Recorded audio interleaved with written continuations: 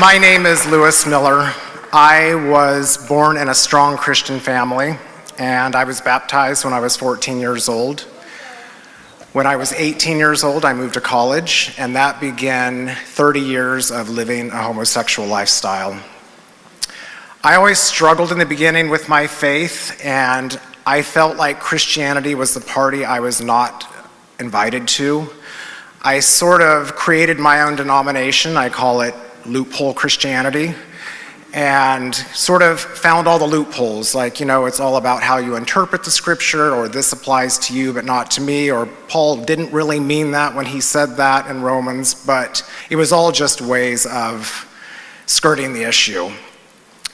As time went on, I traded God for lowercase g gods, and chiefly those were the God of my career and success, and the God of beauty. And in fact, it was actually my business motto, in constant pursuit of beauty. Beautiful travel, beautiful people, beautiful homes, beautiful interiors. I felt like if I couldn't have God, I could have beauty, and that ran parallel in my mind. After a while, the beauty stopped being beautiful. The God-shaped hole started to rear its head. As the years progressed, my loophole Christianity turned into agnosticism, which ultimately then to stoicism, which I kind of liked for a while because it had all the common sense of Christianity without the annoying emotion, and then straight into full-on atheism. And for a while, being an atheist gave me freedom. I was free to marry a man. I was free to live my life the way I wanted to. Not like I wasn't already, to be honest, but there wasn't a guy in the sky writing down everything that I was doing wrong and going to hold me accountable for it later. So it did give me a sense of freedom in the beginning. But the problem was I missed God, because God never let me go. He remembered my commitment to him when I was 14 years old, getting baptized in the Tuolumne River in Modesto, California. And he grew this discontent more and more in me, and suddenly the gods of hedonism and Epicureanism and the pursuit of beauty became meaningless. Fast forward to 2020, life was great. I was engaged to be married to a man.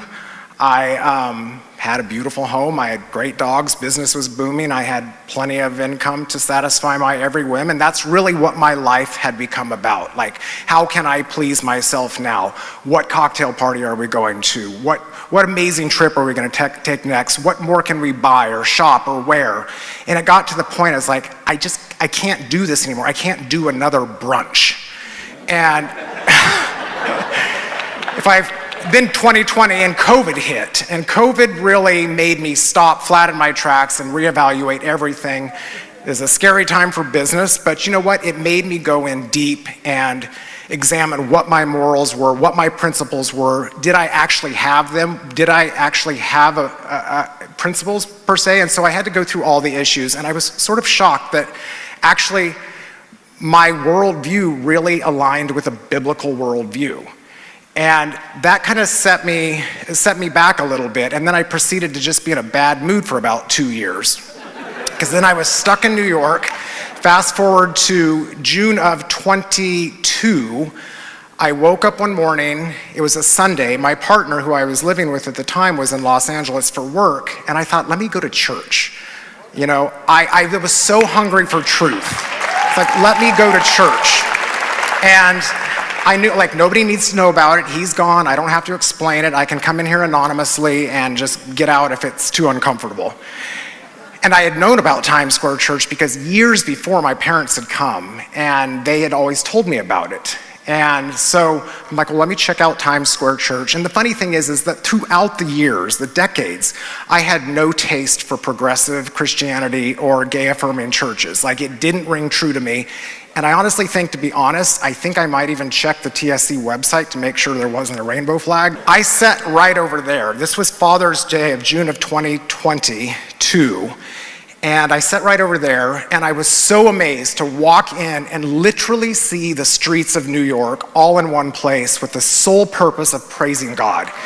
And it it blew my mind. I hadn't seen so much joy. And leaving the debauchery and the hedonism that New York is in the month of June. And then the preacher came out. And it was truth bomb after truth bomb after truth bomb after truth bomb. And I was just sucking it up. I was absorbing it. And finally, I made my way down here. I did the altar call. And at one point, he looked at me and he said, there are those of you in this room who the only thing between you and the gates of hell is a praying mother and a praying father. And I was like, I knew it was for me. It was incredible. It was a life-changing moment. And then I didn't go back for a year. I knew if I came back here, I would be too convicted and I would have to make a change. I wanted to just chalk this off as a fun experience, move on with my life. I knew it would be embarrassing, it would be messy, I would have to break up a relationship. But God knew what I did that day, and He made the next 12 months very uncomfortable for me. And this God-shaped hole got bigger and bigger and bigger. And finally, a year later, my relationship had dissolved. I was single, I was on my own, and about a year to the date, back over there, I made my way here. And that was when I gave my sexuality to Christ. And I'm like, I don't know how I'm going to do this. I don't have the ability to white knuckle this or make these changes on my own. You're going to have to do it. And at one point, it was just like, boom, I'm just laying this at the foot of the cross. You take it from here because it's your problem now. And He did. It was immediate. It was insane. Immediately, all last summer, it was like decades of addiction to pornography, chain broken. Like using sex as some weird form of validation and power, chain broken. But the most amazing thing was my identity.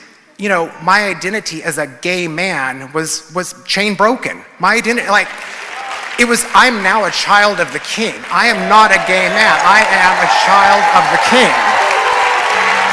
So, I will just say that in closing, God is so good. I no longer search. And I'm not in constant pursuit of beauty anymore. I'm in constant pursuit of holiness. Because beauty already found me. Beauty was in constant pursuit of me, and He never let me go. And beauty, that was Jesus. So.